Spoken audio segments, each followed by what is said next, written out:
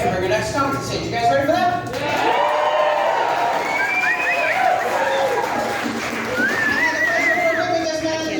I've traveled, I've toured, I've worked with him many times, and he's been doing way too much time.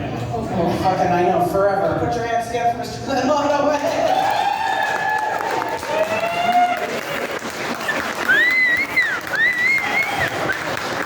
Thank you very much. Before I get started with my little skit today, let's be honest with each other. How many people, when you saw me step onto the stage, how many people said to themselves, yeah, comedian? How many people said, must be a man of birth and merriment? And how many people said, oh my God, that's that guy who used to try and touch me in the park.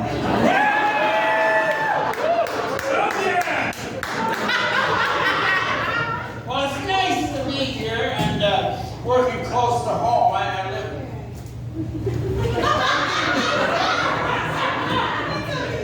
What are you doing? Turn your fucking phone off. I looked down there, hands in her lap. I thought, honey, it was years ago. You must have forgotten how to drive home. Where's your phone on? You what? I got a notification.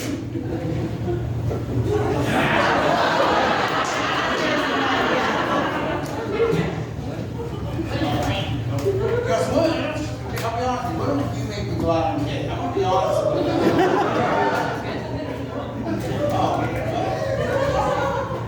I got people in the audience. I have old neighbors I'm trying to impress. Not old neighbors, neighbors who people used to come in. They had a swimming pool. In the summer, she'd be out swimming in the pool every day, and I'd be sitting on the porch watching her, just hoping that one day she'd wear a bikini. Because normally she's skinny dipped.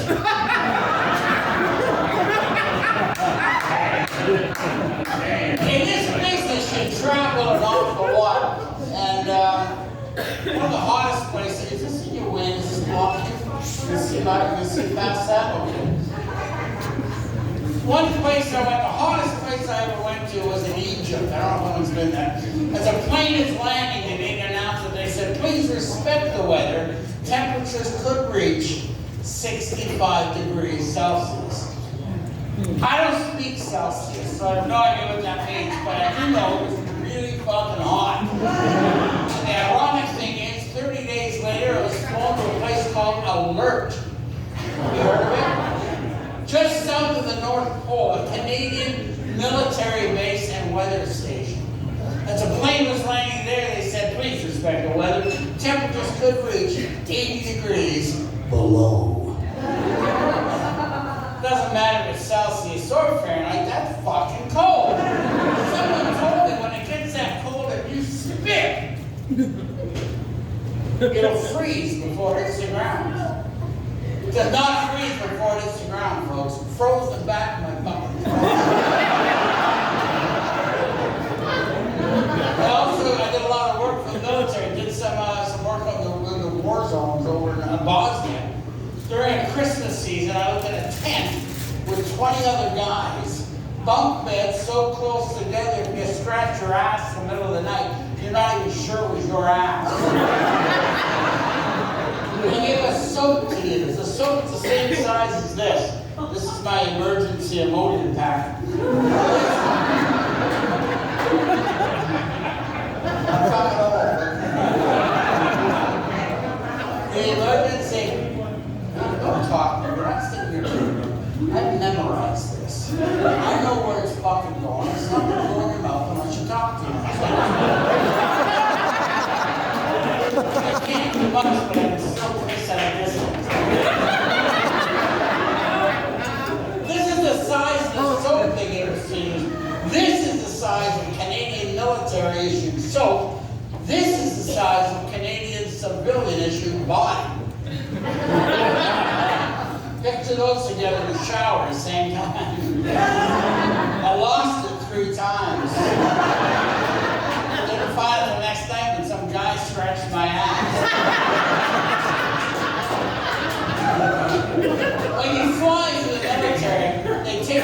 pride of the Canadian Air Force, the Hercules aircraft. Anyone heard of the Hercs? Yeah. Anyone been on one? No. Well, I'm going to tell you what it's like without the word of a lie. You fly them up to alert, which, like I said, is the North Pole. And it's a big plane, big, heavy, it's a cargo plane, which means the luggage is very comfortable. The people sit where the luggage bounces around too much. You sit against the wall of the plane on little things that fold down, cross between a hammock and a lawn chair. You're strapped in there wearing hearing protection because the engine noise is so loud, you can actually cause hearing damage. We made one stop on the way up there. One of the flight crew came out to tell us. I couldn't hear him because of these things. He started using hand signals. This is what he was saying. We're beginning our descent now. It's 4 degrees below zero. A little bit of light stew. You're going to smoke me by the back. Be careful, it's slippery. That's what he said. Now what I thought he said, we're going down! We got 4 minutes! I got a parachute! Blow me!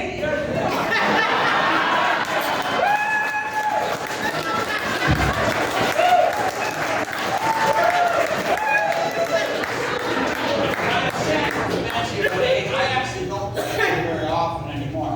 And it isn't a thrill for me to be here tonight performing close to home. Because our travel is fucking awful. We're a road comic. You're on the road all the time. Driving back and forth across Canada. The last major tour I did was on the East Coast. 7 weeks on the road.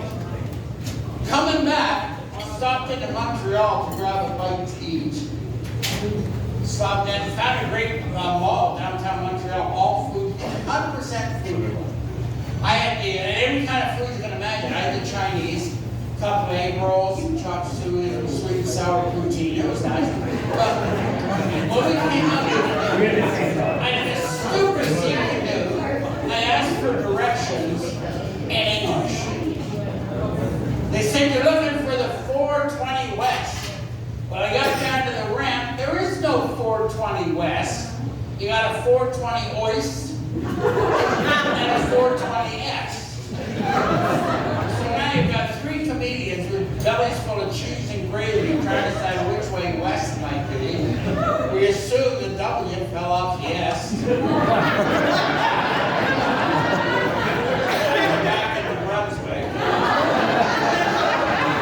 And drive all night to Quebec to get up. Stopped in at breakfast in Cornwall, a great place. A place called Billy and Kay's. It's a one-off, it's not a chain, it's a one. You're the one with the tits, I heard about it.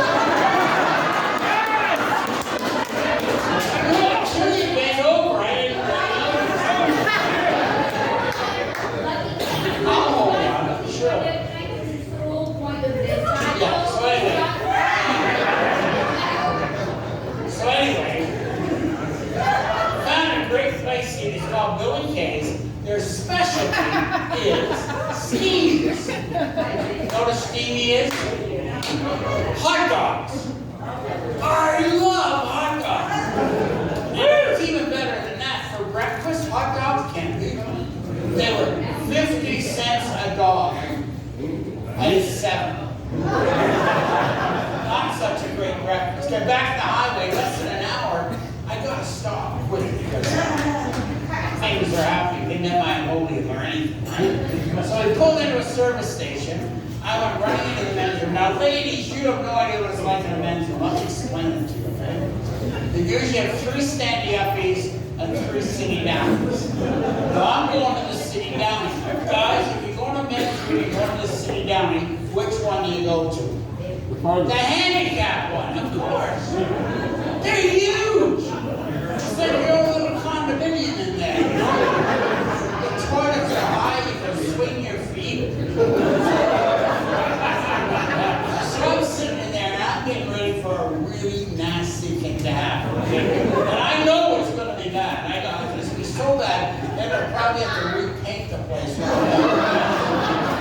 And then I get the door open. Someone else comes in and I'm just praying, knocking take him on. Collection now. He comes in and sits in the stall beside me. Oh, it gets worse. Then he says, "Hey, what are you up to?" I explained to him about Oyster and S and hot dogs, and then he said, "What are you going to do now?" And I tried to be delicate about it. And then he says, "Listen, I'm going to hang up. Some asshole beside me here is trying to talk to me."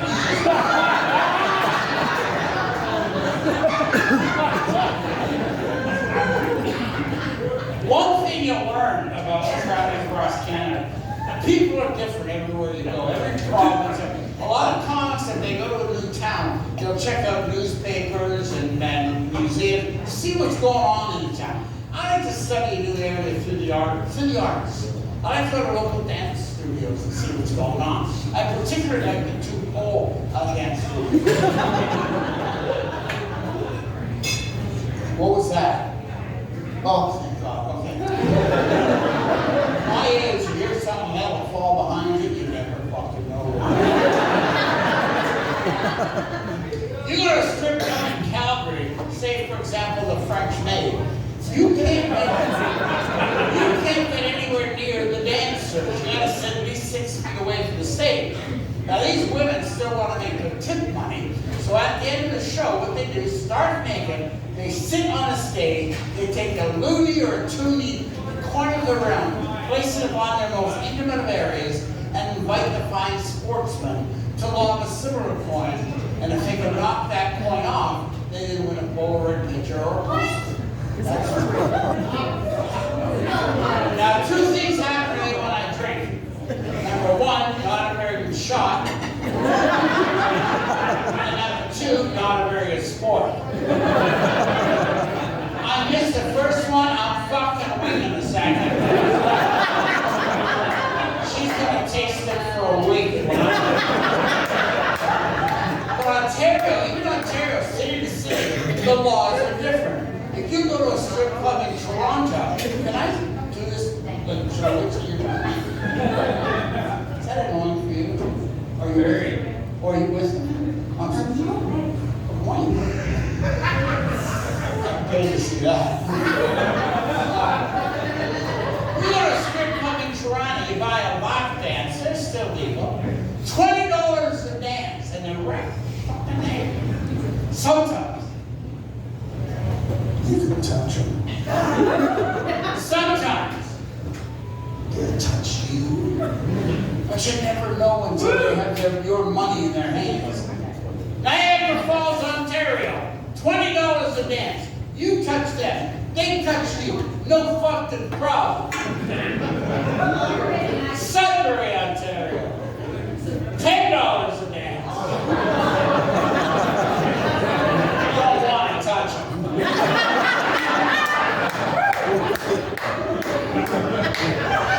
My whole life I've had difficulty understanding sex. And I'll tell you why, because when I was young, we didn't learn about sex in public school. She's so good at looking at the motherfucking man today. I didn't know anything. My first job, I was about 14 years old. I worked at a place called Shoppers World in Toronto, the Victoria Park in Danforth. I worked in the eating store there, in the shoe department. After school, I'd go into a few hours. But there was a woman working there. I was so in love with her. Now, the problem is, she was like 20, 21. Her name was Nancy. And in those days, there's no fucking chance, you know. Nowadays, of course, especially if Shannon's the girl, there's a good chance that something. This is what I was so naive, sexually naive. I'd employ this washer, male, female, share, right? Every time she would go in the bathroom, when she came out, I would sneak her. With the goal of sitting on the seat and feeling the warmth of her mama. The problem is, our boss, just a bitter old bitch, by the name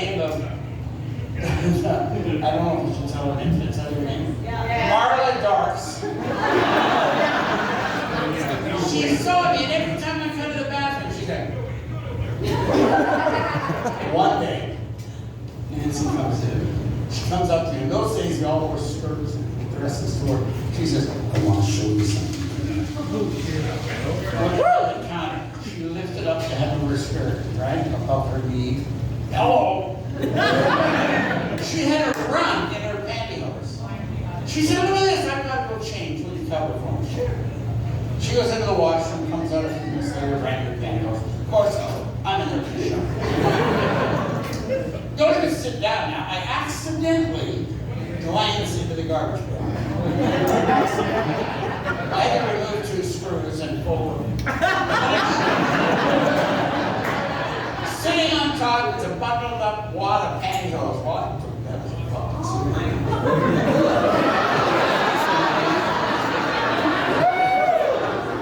any guy with it? What did I do with it, guys? I took it home. What did I do with it? Fucked it. Smelled it.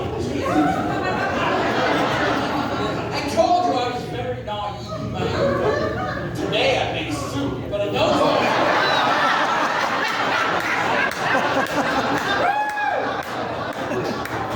Someone had it right. Someone said you jerked off, but that's exactly.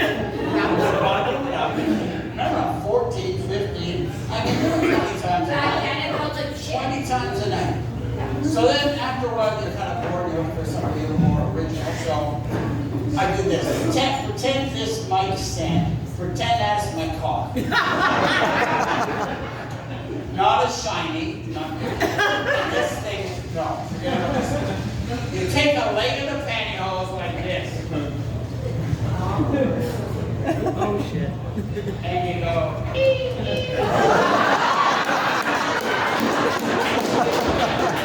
Like 1,000 little fingers dancing up and down the shaft. So the next day I go to work and I'm nervous. I am nervous because I'm going to see Nancy the first time since. And I'm not sure will she still respect me. She's saying I'm a pig. Will she discuss herself? Anyway, so I'm standing there. She comes into work and she puts her purse in the counter, opens up and says, oh my God, look what I forgot to throw out. And she pulled out her pantyhose. Apparently I violated Martha Darks.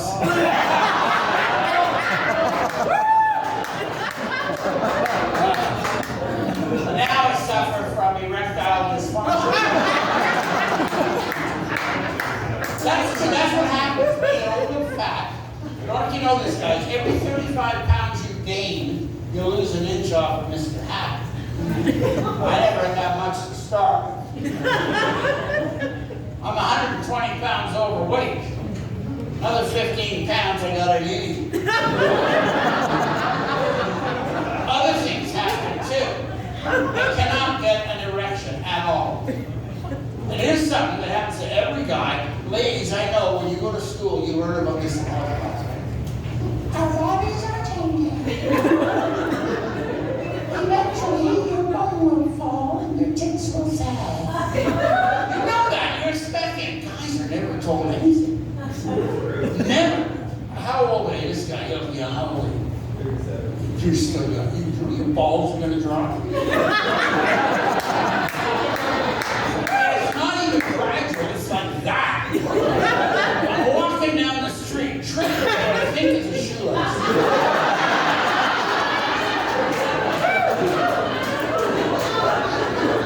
So that's what you get to look forward to in the golden years. Saggy balls and your cock won't get. Now, I tell people about the erectile dysfunction, and they don't believe me. My girlfriend, when I told her, she's having. You don't plan to trust her anymore. I mean, that's part of it. But you think you're like, man, do you think I erectile dysfunction? Yes. But I think you're bullshit. It's absolute truth. Prove it. I'm going to stand over here. You guys are off the hook. But any other woman in the room, feel free to come up here and tickle my balls. They're tucked into my shoe right now.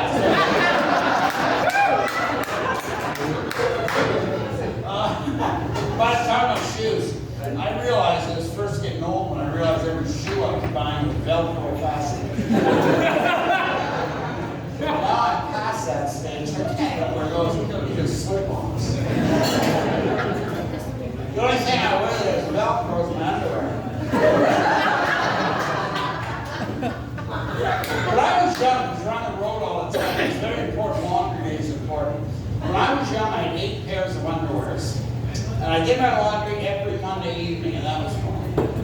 Now those habits are hard to break. I still do my laundry every Monday evening. Now I have 45 pairs of underwears, but I still need to do it. How's my time, Shannon? Do you have any idea? What's that? Do you want to get off now? Do you want me to fuck off now?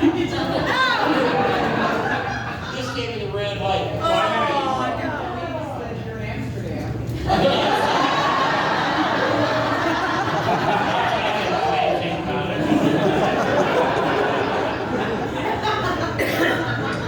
Well, I'm going to take care of one thing. And sir, give me a flavor. You come grab a game for me. Otherwise, I'm going to take a fucking header to that lady's head.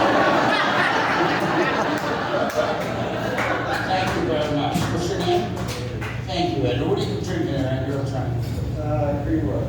Can we get a cream marfa? No? Okay, well, I tried.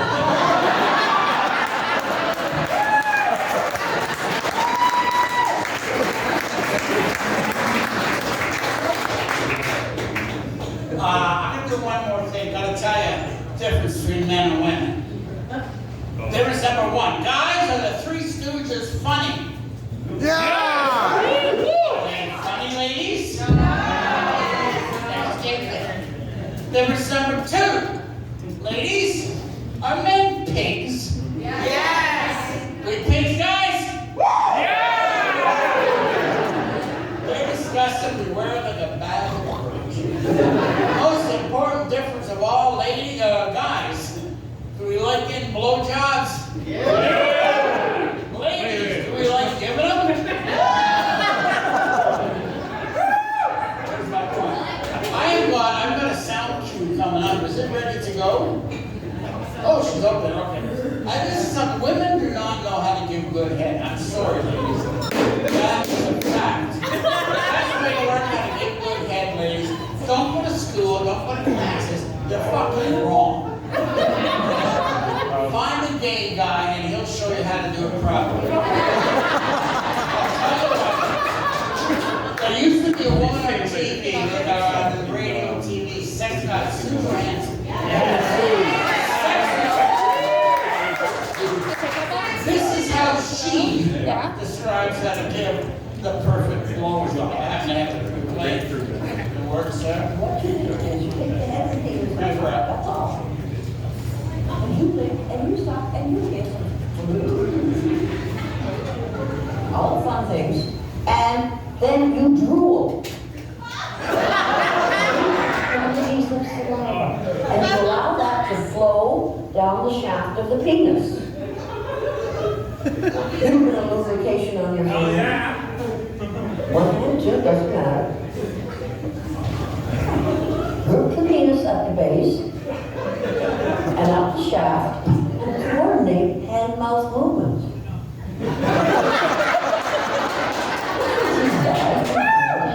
Bullshit! He knows you ain't doing it right. If he doesn't hear it,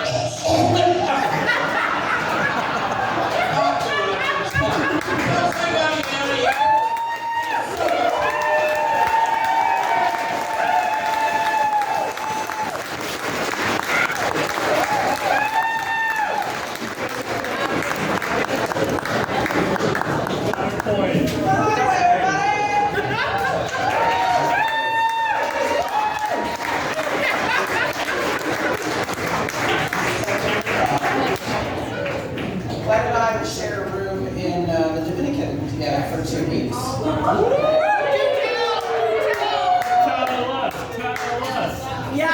I saved him from drowning. Remember that? I saved him from drowning. Yeah. I was laughing. And then